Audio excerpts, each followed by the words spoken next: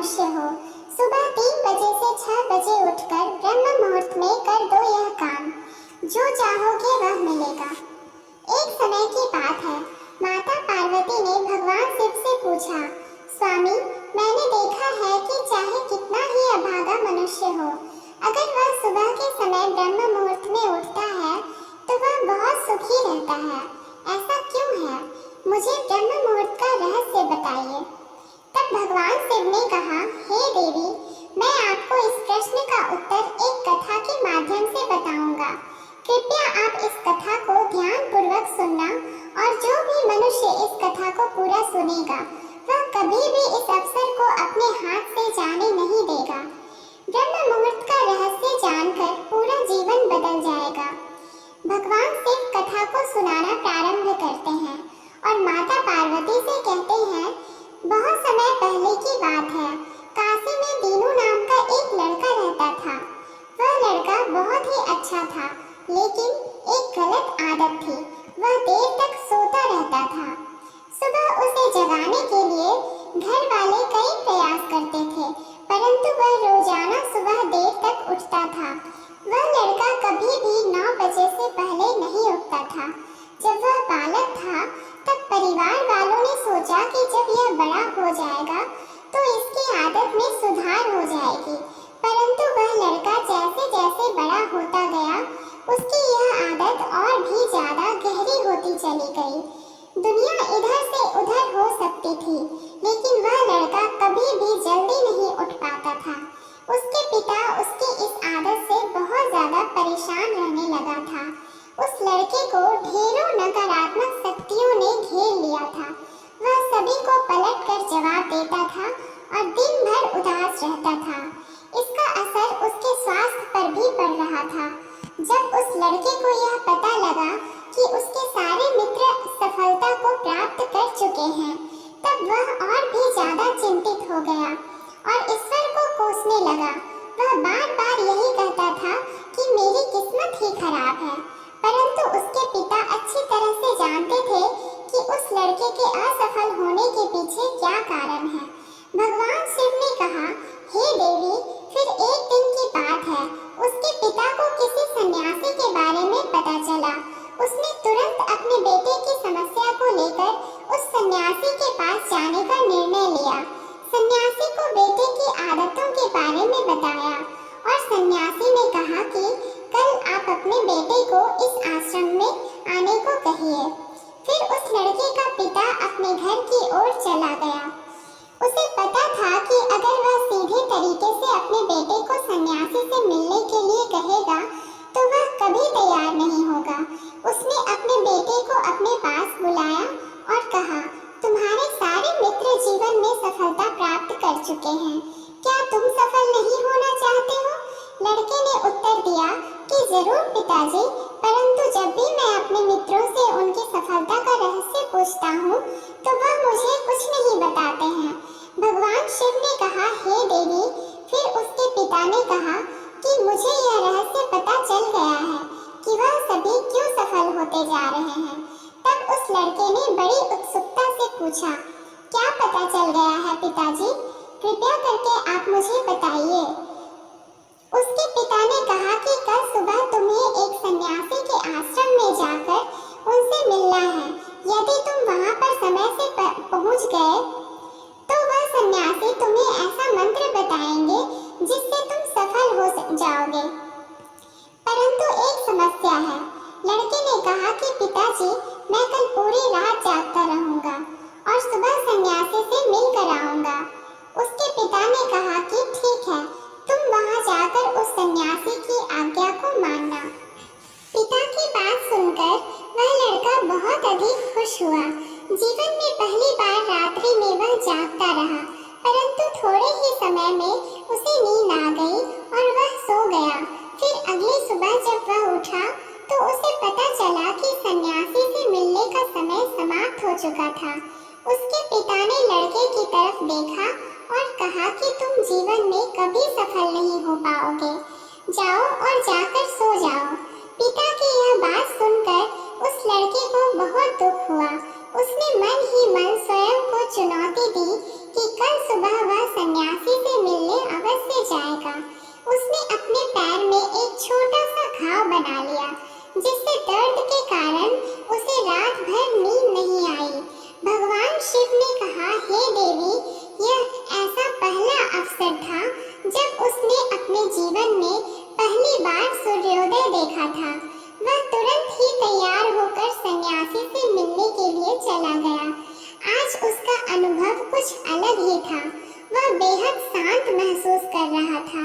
चलते चलते वह लड़का जैसे ही सन्यासी के आश्रम में पहुंचा, तो वहां पर उसने देखा कि सन्यासी और उसके सभी शिष्य ध्यान लगाकर बैठे हुए थे। भगवान शिव ने कहा, हे देवी, फिर जब ध्यान का समय समाप्त हुआ, तब लड़का उस सन्यासी के पास पहुंचा और उन्हें प्रणाम करते हुए बोला कि आपके पास कोई ऐसा मंत्र है जिससे मैं सफल हो सकता हूँ? कृपया करके मुझे वह मंत्र बताइए। मैं भी अपने मित्रों के समान सफल होना चाहता हूँ और अच्छा जीवन जीना चाहता हूँ। भगवान शिव ने कहा, हे देवी। फिर सन्यासी मुस्कुराए और बोले, अच्छा, तो तुम वही बालक हो।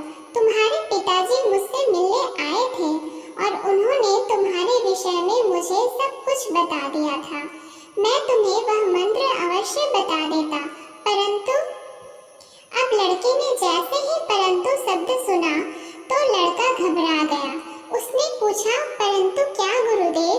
तब सन्यासी बोला, मैं तुम्हें वह मंत्र बताऊंगा, परंतु अगले 21 दिनों तक तुम्हें मेरी आज्ञा माननी होगी। मैं तुम्हें वह मंत्र 21 दिनों के बाद बताऊंगा। तब तक मैं तुमसे जो भी कार्य कहूंगा, तुम्हें वह करना होगा। यदि तुम असफल हुए या कार्य के बीच में तुम्हारा संकल्प टूट गया, तो उस मंत्र का असर नहीं होगा। दृढ़ निश्चय के साथ उस लड़के ने कहा कि मुझे आपकी सारी आज्ञा स्वीकार है। मैं अगले 21 दिनों के लिए आपका दास हूँ। आप जो भी कहेंगे मैं वही कार्य करूँगा। मुझे केवल और केवल उस मंत्र के बारे में जानना है। भगवान शिव ने कहा, हे देवी। फिर सन्यासी ने उस लड़के से कहा कि ठीक है, कल से तुम्हारा कार्य शुरू होगा। तुम इसी आश्रम में निवास करोगे। वह लड़का आश्रम में निवास करने के लिए तैयार हो गया। सन्यासी ने कहा कि यहाँ रहते हुए तुम्हें ब्रह्म मुहूर्त में उठना होगा और दूसरे शिष्यों की तरह ध्यान और तप करना होगा। साथ ही आश्रम के कार्यों में भी सहायता करनी होगी। ध्यान रहे, यह संकल्प टूटना नहीं चाहिए। भगवान शिव ने कहा, हे देवी। अब लड़का सन्यासी की बात से सहमत हो गया और अगले दिन से उसके कार्य के दिन की शुरुआत थी। इस बार उसने दृढ़ निश्चय किया, परंतु 1 सप्ताह बीतने के पश्चात ही उसका संकल्प टूट गया और वह 8वें दिन देर तक सोता रहा।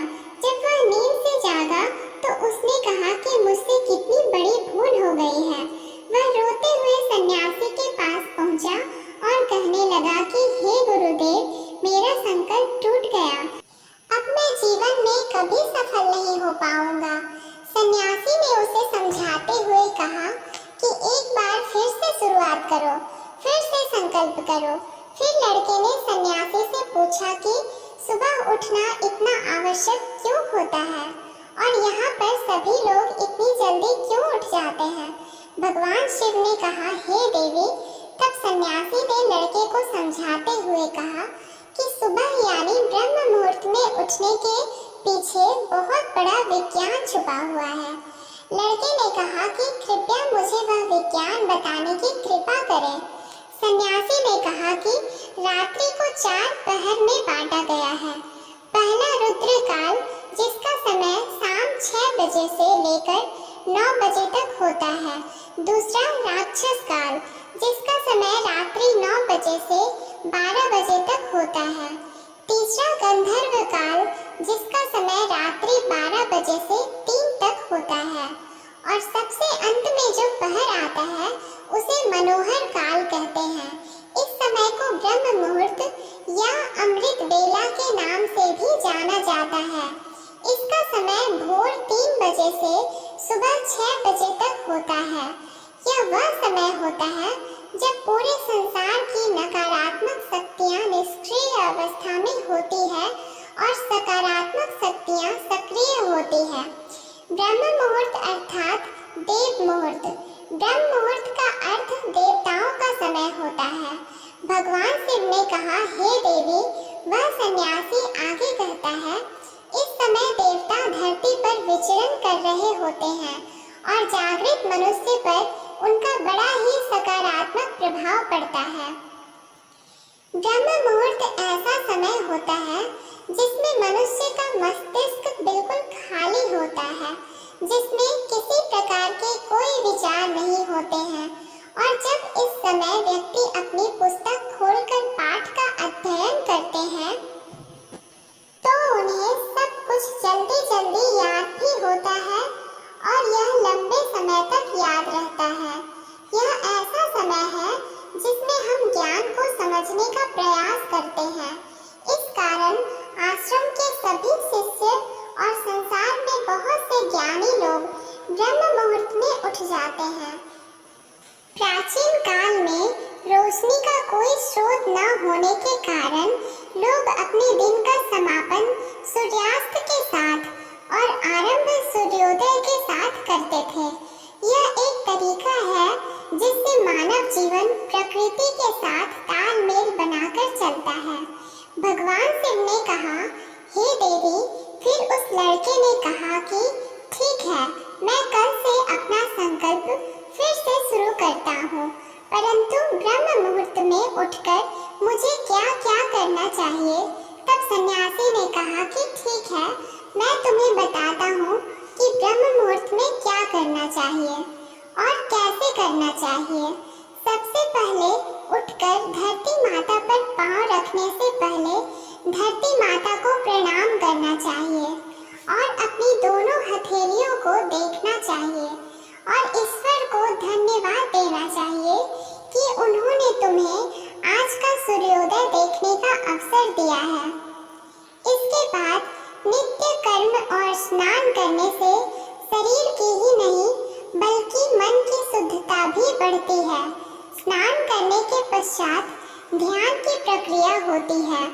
ब्रह्म मुहूर्त में ध्यान की अवधि 21 दिन तक होती है। इस विधि का उपयोग तब किया जाता है जब आप अपनी कोई मनोकामना की पूर्ति चाहते हैं। यह ऐसा समय होता है जब व्यक्ति अपने आज्ञा चक्र को सक्रिय करने पर काम करते हैं। भगवान शिव ने कहा, हे देवी, आगे वह सन्यासी कहता है, आज्ञा चक्र दोनों भौहों के बीच होता है। यह संकल्प का स्थान भी कहा जाता है। अगर इस चक्र पर ध्यान केंद्रित किया जाए और अपनी मनोकामना को बार बार दोहराया जाए तो मात्र 21 दिनों के भीतर वह मनोकामना पूरी हो जाती है। अगर आपके मन में कोई अधूरी मनोकामना है और आप उसे पूरी करना चाहते हैं, तब उसे सबसे पहले उस मनोकामना का स्पष्टीकरण कर लें। आपको क्या चाहिए यह निर्णय अवश्य कर लें। इसके बाद ध्यान की विधि को शुरू करें। ब्रह्म मुहूर्त में स्नान के बाद एक ऐसा स्थान चुनें जहां पर वायु का प्रवेश हो। ध्यान में शुद्ध प्राण वायु का होना आवश्यक होता है।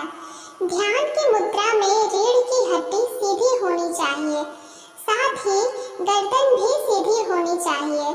सुखासन की अवस्था में दोनों हाथों को घुटनों पर रखकर आंखें बंद करके बैठ जाएं। हाथों की मुट्ठी को बंद कर लें और 2-3 मिनट तक बिल्कुल शांत हो जाएं। जब आपका शरीर स्थिर हो जाए और श्वास भी शांत हो जाए, तब उसके बाद अपना सारा ध्यान आज्ञा चक्र पर लगाएं। इस दौरान लंबी गहरी सांस लें और सांस को रोक कर रखें। इस समय आप अपनी इच्छा को मन ही मन दोहराएं और अपने मन से इष्ट देव और देवी देवताओं और गुरुजनों का चिंतन करें। भगवान शिव ने कहा, हे देवी, उस सन्यासी ने कहा, जब सांस को रोकना कठिन हो जाए तब धीरे धीरे सांस को बाहर की ओर छोड़ो। सांस को नाक से भरें और मुख से बाहर छोड़ें। इस प्रक्रिया को 3 से 4 बार प्रतिदिन दोहराएं। ऐसा प्रतिदिन करने से आपकी जो मनोकामना है वह अवचेतन मन तक अवश्य पहुंच जाएगी और इच्छा पूर्ति जल्दी ही होगी। आज्ञा चक्र सक्रिय होता है और हमारी आज्ञा को पूरा करता है। सांस को रोक कर रखने के दौरान शरीर में आपातकाल की स्थिति हो जाती है, जिससे कि आप बेकार की बातें सोचने और विचार करने से बचते हैं। ब्रह्म मुहूर्त के समय ईश्वर की विशेष कृपा होती है और कोई भी व्यक्ति अपनी मनोकामना को इस समय दोहराता है तो उसकी इच्छा जल्द से जल्द पूरी होती है। भगवान शिव ने कहा, हे देवी, इस प्रकार सन्यासी ने उस लड़के को ब्रह्म मुहूर्त का महत्व बताया।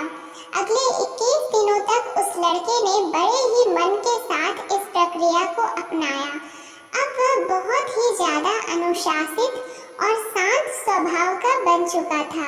उस लड़के ने जैसे ही अपना संकल्प पूरा कर लिया, उसके बाद वह लड़का बड़े ही प्रसन्न भाव से सन्यासी के पास पहुंचा और कहने लगा, हे गुरुदेव, मैंने 21 दिनों का संकल्प पूरा कर लिया है। अब कृपया मुझे सफल होने का मंत्र बताइए। तब उस सन्यासी ने मुस्कुराते हुए कहा कि पिछले 21 दिनों से जो अभ्यास तुम करते आए हो वही तुम्हारी सफलता का मंत्र है। जो व्यक्ति ब्रह्म मुहूर्त में उठकर ध्यान प्रक्रिया को सही से करते हैं वह जीवन में कभी असफल नहीं हो सकते।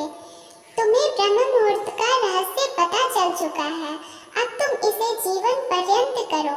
तुम्हें जीवन के लक्ष्य और सफलता दोनों प्राप्त होंगे। उस लड़के ने सन्यासी को धन्यवाद दिया और ब्रह्म मुहूर्त के नियमों का पालन जीवन पर्यंत तक करने का वादा भी किया। भगवान शिव ने कहा, हे देवी, अब तो आपको पता चल गया होगा कि ब्रह्म मुहूर्त में क्या होता है। तब माता पार्वती ने कहा, हे स्वामी, अब मुझे ब्रह्म मुहूर्त का संपूर्ण ज्ञान हो गया है। इतना कहकर माता पार्वती ने भगवान शिव को प्रणाम किया। वीडियो अगर पसंद आया हो तो वीडियो को लाइक और हमारे चैनल को सब्सक्राइब करें और अपने दोस्तों के साथ शेयर करें। धन्यवाद।